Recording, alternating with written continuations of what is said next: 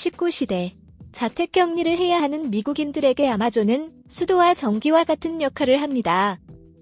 현재 글로벌 시장을 장악하는 유통공룡 아마존은 전 세계에서 미국의 애플 다음으로 두 번째로 시가총액 1조 달러를 넘어섰습니다. 무엇이 이런 성장을 가능케 했을까요?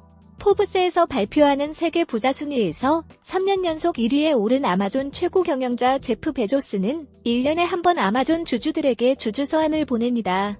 1997년부터 제프 베조스는 매해 4월마다 공개되는 이른바 베조스 레터라고 불리는 편지에는 1년간 아마존이 일군 실패와 성공에 대한 분석과 함께 앞으로의 로드맵과 비전, 결심이 담겨 있습니다. 투자자들이 버크셔 해서웨이 워런 버핏 회장의 편지를 연구하는 것처럼 대학의 경영학 전공자들은 베조스가 주주들에게 보내는 연례 편지를 공부합니다. 베조스는 아마존에서는 매일이 사업 시작 첫날이라는 철학을 내세우며 직원들에게 혁신을 중단하거나 현실에 안주하지 말 것을 촉구합니다. 그의 아이디어는 기본적으로 미국에서 두 번째로 큰 아마존을 스타트업처럼 행동하도록 하는 것입니다.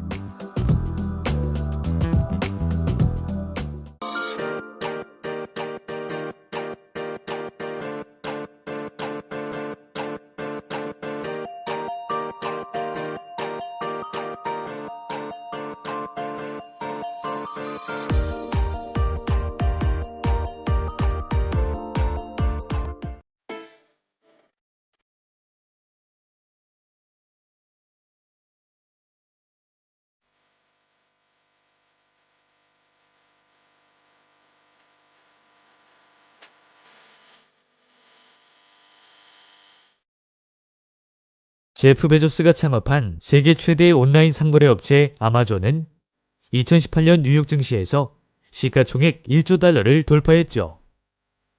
애플과 시가총액 1조 달러 경쟁을 하던 아마존은 사상 두 번째로 이를 달성했습니다.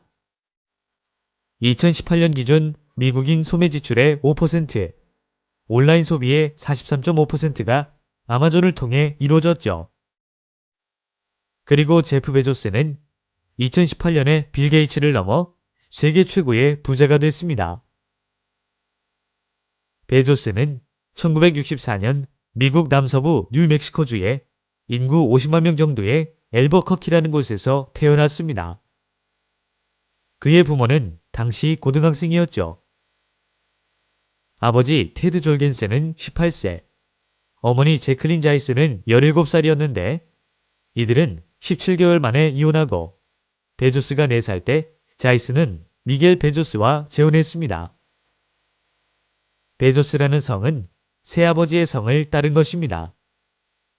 베조스의 새아버지인 미겔은 무일푼의 10대 쿠바 이민자였지만 세계적인 석유 기업인 엑손 경영진에 오르는 등 제프 베조스의 롤모델이 되었습니다.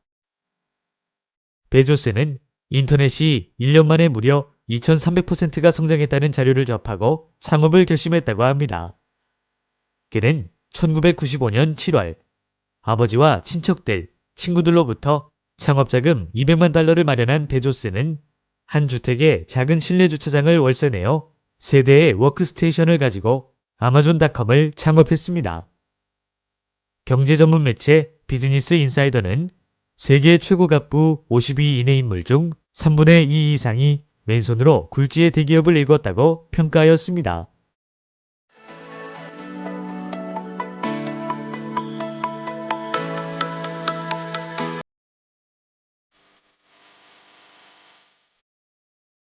사람들은 대개 부자들이나 가난한 사람들에 대해 이야기할 때 이들의 처지가 변하지 않을 것으로 전제하곤 합니다.